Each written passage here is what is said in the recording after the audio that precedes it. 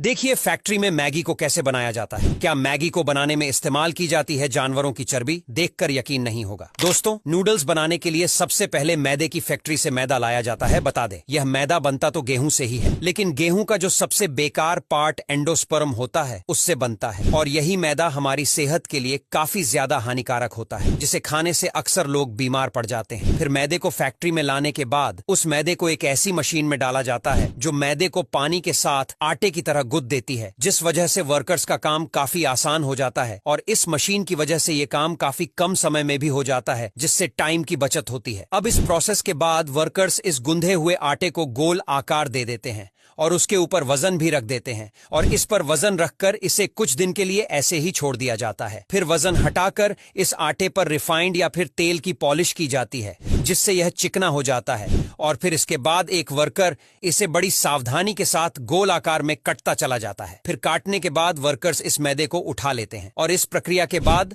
मैदा एक रस्सी की तरह बनकर बन तैयार हो जाता है। इसके बाद इस मैदे की रस्सी को अलग अलग कई मशीनों के द्वारा निकाला जाता है, जो इसकी मोटाई को कम करने का काम करती हैं, और इन्हीं मशीनों के द्वारा मैदे को बारीक से बारीक कर लिया जाता है। और जब यह मैदा बारीक हो जाता है तब इसकी कई रस्सी बन जाती है। अब इस मैदे की रस्सी को वर्कर एक तरह के सांचे में फंसा कर दो। वर्कर्स मिलकर बारीक करते हैं। आपको यह काम देखने में काफी ज्यादा आसान लग रहा होगा, लेकिन यह काम काफी कठिन है। और आपको यह भी बता दें कि नूडल्स की कितनी लंबाई रखनी है और कितना ज्यादा बारीक करना है, यह सब इसी प्रक्रिया में कर लिया जाता है। और इस प्रक्रिया के बाद नूडल्स बनकर तैयार हो जाता है। लेकिन मार्केट में इन नूडल्स को ऐसे ही नहीं भेज सकते, जिस वजह से इस नूडल्स की कई मशीनों के द्वारा पैकेट के हिसाब से कटिंग की जाती है। और यह काम भी काफी ज्यादा सावधानी के साथ किया जाता है, क्योंकि इस प्रक्रिया में भी इस बात का पूरा ध्यान रखा जाता है कि नूडल्स की लंबाई बराबर है और पैकेट के हिसाब से रहे। और आपको यह भी बता दें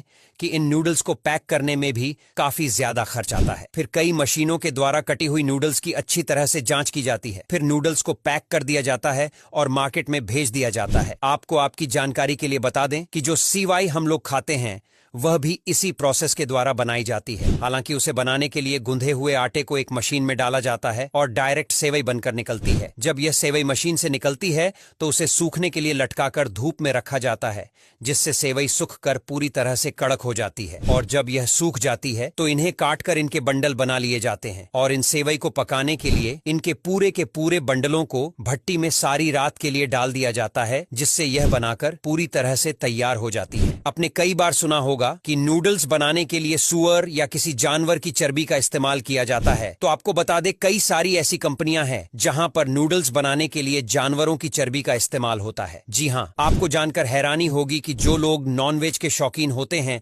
उनके लिए स्पेशली नूडल्स बनाने के लिए जानवरों की चर्बी का इस्तेमाल किया जाता है, और वह लोग इस तरह से बनी हुई नूडल्स को खाते भी है। हालांकि भारत में इस तरह से नूडल्स को जानवरों की चर्बी से बनाना अवैध है, इसीलिए भारत में जो नूडल या फिर मैगी वगैरह बनती है वह पूरी तरह से शुद्ध होती है, और उनमें किसी भी प्रकार का कोई भी अशुद्ध पदार्थ नहीं मिला होता है। और भारत में बनने वाली इन नूडल्स को हर कोई खा सकता है। वैसे आपकी पसंदीदा मैगी कौन सी है, हमें कमेंट करके जरूर बताना। अब यहां तक वीडियो देख ली है तो फिर वीडियो को लाइक और शेयर करना बिल्कुल भी मत भूलना। धन्यवाद।